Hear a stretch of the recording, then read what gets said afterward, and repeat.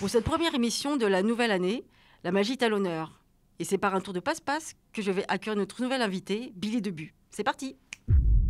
Bonjour Billy, merci d'être venu. Franchement, c'est un honneur. On va remonter le temps, au jour où tu décides de devenir magicien. Tu as quel âge et quel a été le déclencheur? Eh bien, merci beaucoup Sarah et toute l'équipe de Canal D de me recevoir aujourd'hui. Bonjour à toutes et tous. Et j'en profite pour cette première émission de l'année d'ailleurs de souhaiter une merveilleuse année 2024 à tout le monde. C'est peut-être un petit peu tard pour moi de vous le souhaiter, mais merci pour cet accueil. Donc remontons le temps à une époque où pour le coup j'avais 7-8 ans si je ne dis pas de bêtises. Et la magie pour moi a débuté au mariage de mes parents. Ils ont fait les choses à l'inverse, ils se sont mariés après m'avoir eu. Mais lors de leur mariage, ils avaient embauché un magicien. Ça m'a fasciné. D'accord. L'étincelle est née à ce moment précis. On connaît tous le numéro du lapin qui sort du chapeau. Toi, tu as choisi les tours de cartes. Pourquoi? Alors, principalement, déjà maintenant, la magie avec les animaux est devenue interdite déjà sur scène, sur bon nombre d'États dans le monde. D'accord. Mais bon, de toute façon, ma passion a toujours été les cartes. Ça a toujours été les cartes. Pour moi, c'est l'image du magicien. Une personne en costume, avec un éventail de cartes. On a tous un jeu de cartes chez soi. L'exemple concret de la décoration ici présente le prouve encore. Les cartes sont omniprésentes. Le jeu, du coup, quelque part, l'idée du hasard. Donc, parce qu'on a tous un jeu de cartes chez soi, pour la spécificité un peu scientifique, d'un point de vue probabilité, que chaque mélange d'un jeu de cartes place les cartes dans un ordre qui est unique au monde, de par le nombre tellement immense de possibilités de mélanger les cartes, et bien tout ça, ça m'a fasciné. Je me suis dit, les cartes, c'est fait pour moi. Ça te parle. Okay. Et est-ce que tu crées tes propres tours, en fait? Complètement. Ah oui.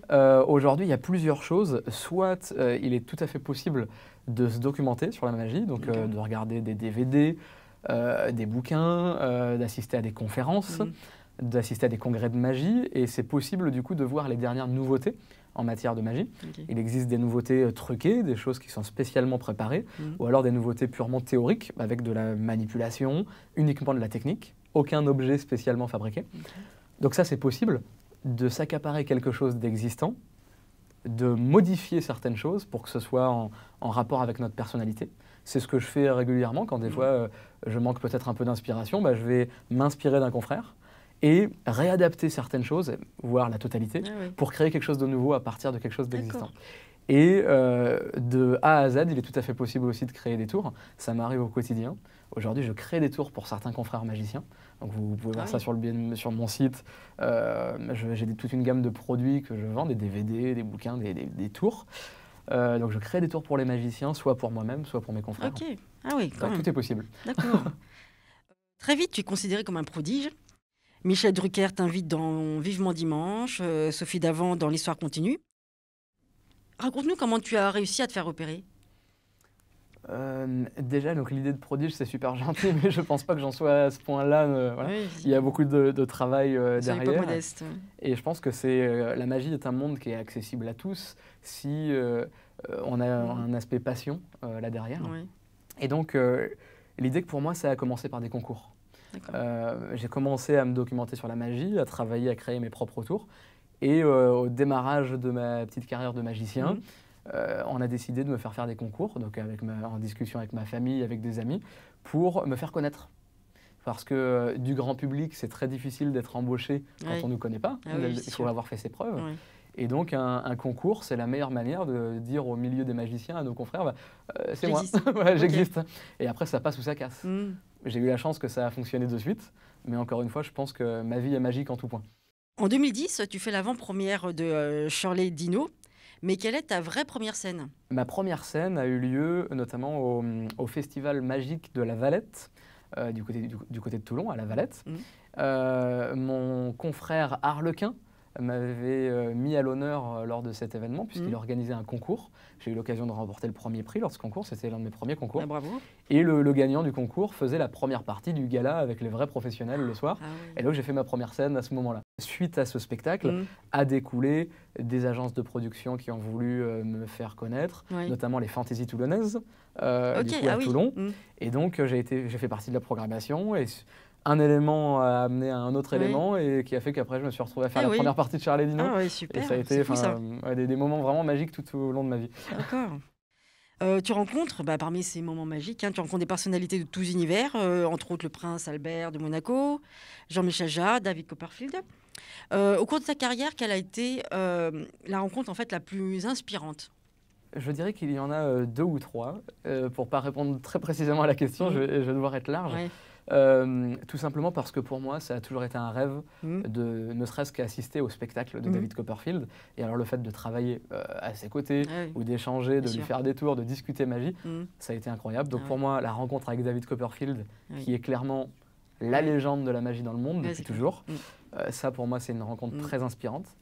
Je dirais également Chris Angel, le magicien dont la thématique est vraiment le magicien gothique, qui a un petit peu démocratisé toute la magie sur YouTube, sur les Ouais. réseaux. D'accord. Lui m'a toujours dit de toujours être prêt à présenter un tour. Donc en fait, ça a été inspirant d'un point de vue théorie, psychologie. Ok. Et enfin, pour moi, l'une des personnes qui m'a le plus marqué sur mes débuts, Jeff McBride, qui a sorti beaucoup de DVD, très connu à Las Vegas, un magicien qui fait apparaître des cartes en permanence, qui manipule. Et j'ai eu la chance de le rencontrer lors d'un des congrès de magie auxquels j'ai assisté. Ok. On a fait des galas ensemble, il m'a même choisi pour monter sur scène. Donc moi, quand j'étais tout petit, qui me faisait apparaître des pièces un petit peu de partout, dans le nez, sur les oreilles, c'est incroyable parce que j'avais l'impression de le revoir à la télévision, mais Oui. sauf que là, je faisais partie de son numéro quelque Oui. part. Donc ouais, Jeff McBride, très charismatique, et ça a été, mine de rien, une vraie inspiration pour moi de le rencontrer. Alors aujourd'hui, tu fais des conférences spectacles en fait à travers le monde.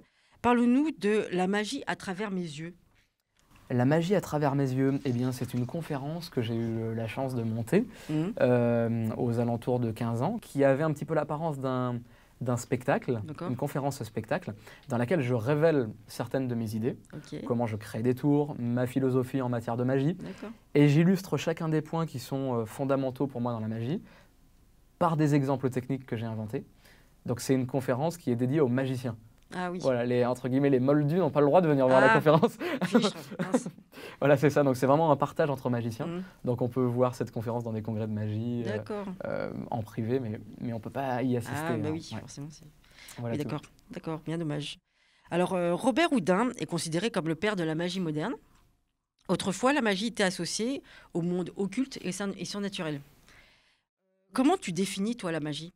Eh bien, déjà, merci beaucoup de remettre Monsieur Robert Houdin à l'honneur à l'occasion de cette Oui. interview, parce qu'effectivement, c'est un petit peu celui qui a pavé la route à tous les magiciens, je dirais, un petit peu dans le monde, puisque l'origine de la magie, je pense que personne ne la connaît réellement. Je me pose même la question de savoir si, quelque part, ça n'a pas un petit peu toujours existé, Oui. depuis l'époque égyptienne. Voilà. Enfin, je pense que ça a Pas toujours faux, un ouais. petit peu existé. Mm. Il y a toujours eu du mystère. Mm. Mais Robert Houdin, c'est vraiment celui qui a modernisé la magie en apportant une dimension scientifique à la chose, de la psychologie. Donc il a un petit peu renouvelé le genre. Voilà tout. Et d'ailleurs, il a tellement inspiré les choses que celui qu'on connaît aujourd'hui, on parle toujours du grand Houdini, Oui, c'est et vrai. qui, lui, pour le coup, n'a rien à voir avec Robert Houdin, mais Ah a oui. toujours été inspiré. Il est venu Mhm. après, finalement, et il a repiqué, entre guillemets, le nom de Ah oui, Houdin il a en emprunté. rajoutant un i à la fin, en Ah guise oui. d'hommage. Je Donc savais c'était pas du vol dessus, mais c'était en guise d'hommage. Donc pour D'accord. dire vraiment que ce Français, en l'occurrence, a vraiment créé quelque chose de fantastique. Ah Il a oui. renouvelé le genre. D'accord. Et d'ailleurs, il y a une maison de la magie à Blois que j'encourage les gens à Blois. visiter. Tout un musée avec Robert Houdin notamment. Ah, Ouais. d'accord. Tout à fait. Et je m'aperçois que j'ai dévié de la question initiale. Oui, comment tu définis la magie?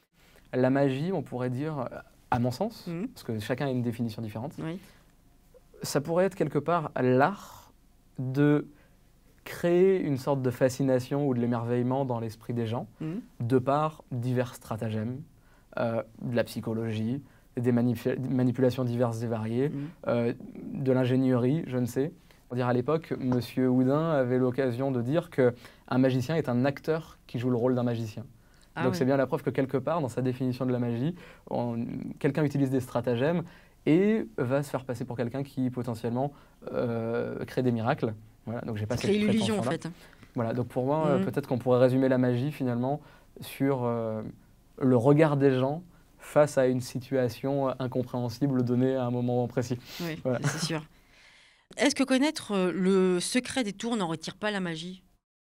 Aujourd'hui, étant donné que je crée des tours pour les magiciens, ça ne veut pas pour autant dire que je ne m'émerveille pas en voyant des confrères performer également. Donc J'ai fait le choix de me spécialiser dans l'art du close-up, la magie rapprochée, tout ce qui se touche aux choses qui peuvent être faites sous vos yeux, à une distance réduite. Et aujourd'hui, je suis toujours fasciné par la grande illusion, une personne coupée en deux, ce genre de choses. Et j'essaye de ne pas connaître les trucages pour garder un émerveillement. Mais aujourd'hui, au XXIe siècle, on a beaucoup plus de ressources qu'on en avait à l'époque. C'est vrai.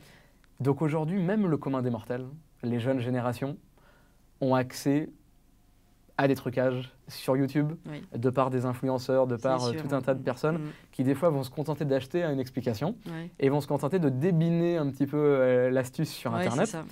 Mais je trouve que c'est super intéressant parce que ça permet toujours de se remettre en question et toujours d'essayer de surpasser ce que les gens pourraient déjà connaître. Tout ce qui est accessible sur Internet, il faudra avoir toujours un temps d'avance. Voilà, donc aujourd'hui, à la fois le magicien et à la fois le tout public va commencer de moins en moins à être impressionné par des tours classiques. Donc il va falloir toujours redoubler d'ingéniosité, je pense. Tu proposes également des animations aux professionnels, donc comme tu as expliqué tout à l'heure, les entreprises et aussi aux particuliers, dans les mariages, les anniversaires, etc. Est-ce que ce sont deux publics différents au niveau de l'accueil, de l'approche, de ce que tu leur proposes? Je ne sais pas. Absolument.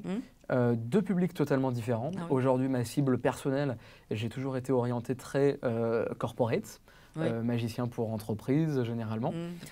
Mais on distingue le public des pros et des particuliers. Particuliers, vous allez avoir les anniversaires, les mariages.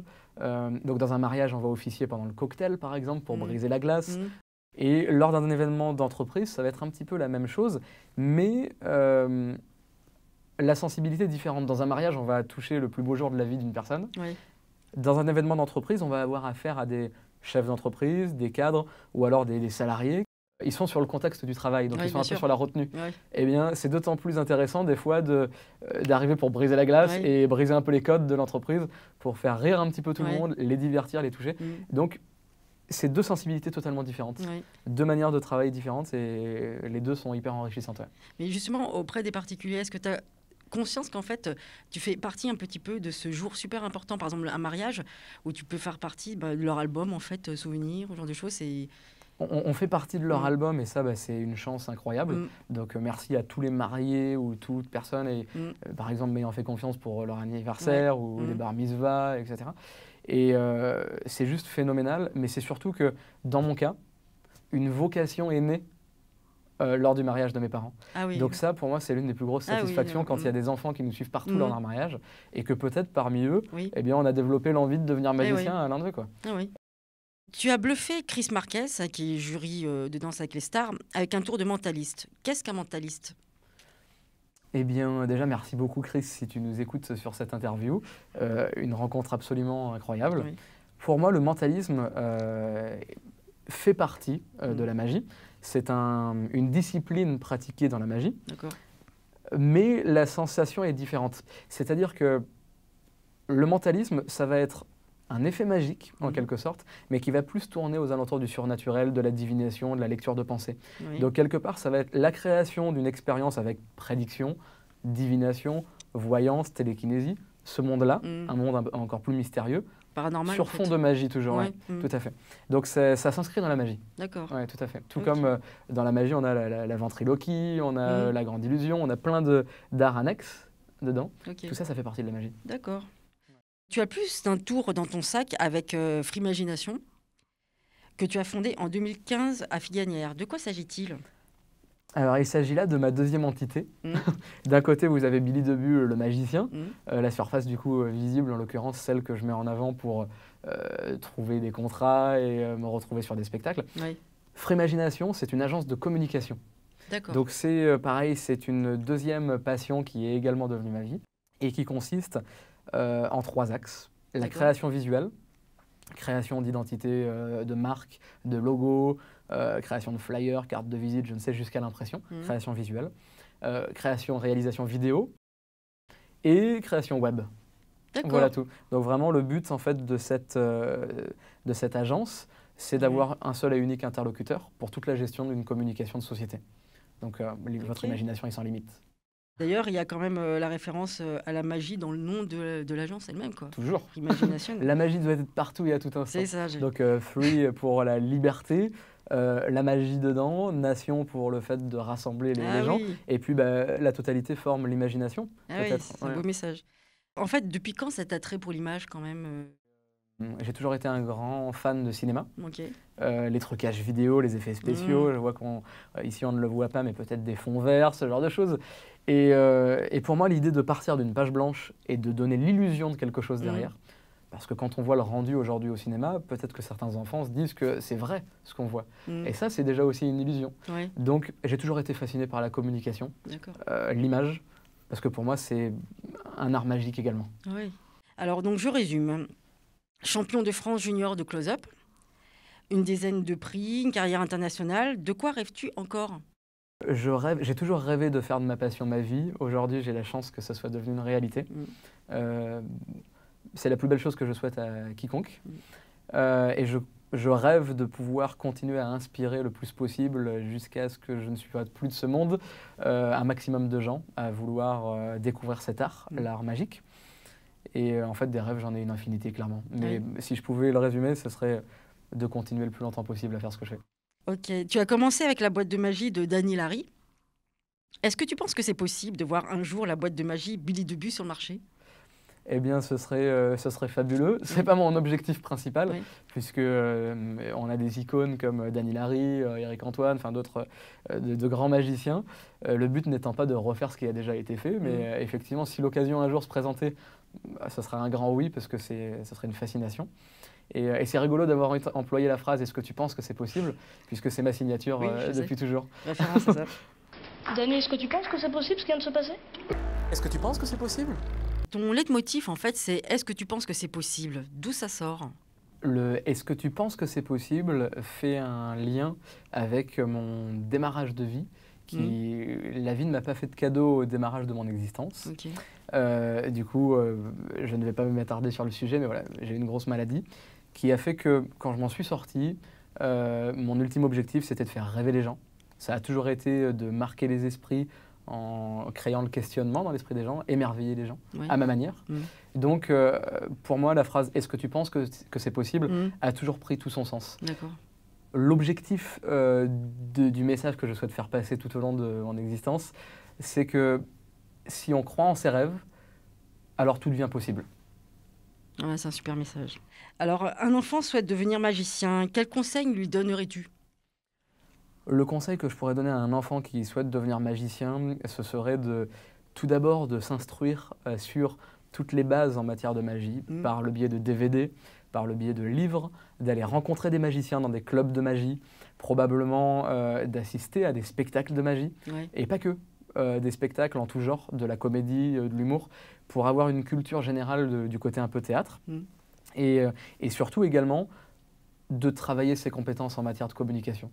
Parce que rappelons-nous qu'un magicien, c'est un acteur qui joue le rôle d'un magicien, donc au-delà du tour en lui-même, aujourd'hui, il y a de très grands magiciens qui ne sont pas forcément bons techniquement, mais d'un petit quelque chose, ils vont pouvoir en faire quelque chose de grandiose. Et aujourd'hui, ils sont devenus des légendes juste parce qu'ils savent mettre de l'humour où il faut. Et ils ont fait de l'instant un moment magique et inoubliable. Donc, c'est l'ensemble de choses, en fait. Donc. Ok. Bon, alors j'ai pour habitude, en fait, dans mes émissions, de faire une petite surprise, en fait, à mes invités. Donc, je vais te faire un petit tour. Ah, mais magnifique, voilà. Ça. Et si j'ai réussi ce tour, je deviens ton assistante personnelle, n'est-ce pas ? Donc, c'est parti. Je ne suis absolument pas entraînée. Ceci est une pièce, une pièce, vous voyez, une pièce qui est tout à fait neuve. Je la mets dans cette petite boîte et j'ai des petites trucs que je ne sais pas comment ça s'appelle. Je vais essayer d'éviter de faire un trou dans la pièce. On voit l'amateurisme total, n'est-ce pas ? Donc... Mais en tout cas, on entend effectivement la matière qui passe à travers la matière. Tout à fait, tout à fait. 2000 years later. Voilà. Tadam ! Waouh. Je retire ces petits pics et vous remarquerez que la pièce est toujours intacte. Puisque tu m'as montré un effet magique, est-ce que ça vous dirait que peut-être on se prête à une expérience collective ? Oui. On parlait de mentalisme tout à l'heure, ça avait l'air de t'intriguer. Oui, ça fait peur. Et bien, ce qui est intéressant, c'est qu'avant même d'arriver sur ce plateau, j'ai fait une prédiction. Cette enveloppe se trouvait là depuis le début de l'expérience. Ok. À l'intérieur de cette enveloppe, j'ai inscrit un nombre. Je me permets de montrer l'enveloppe à la caméra pour être sûr et certain que tout le monde l'ait vu. D'accord. Ce nombre, il est en rapport avec notre vie. Et aujourd'hui, ce qui est intéressant en matière de magie, c'est que certains croient que le hasard existe ou n'existe pas. Tout ça, c'est question de perception des choses. Oui. Je vais vous demander de sortir toutes et tous une calculatrice, si vous en avez une. En l'occurrence, prenons un téléphone pour illustrer la chose.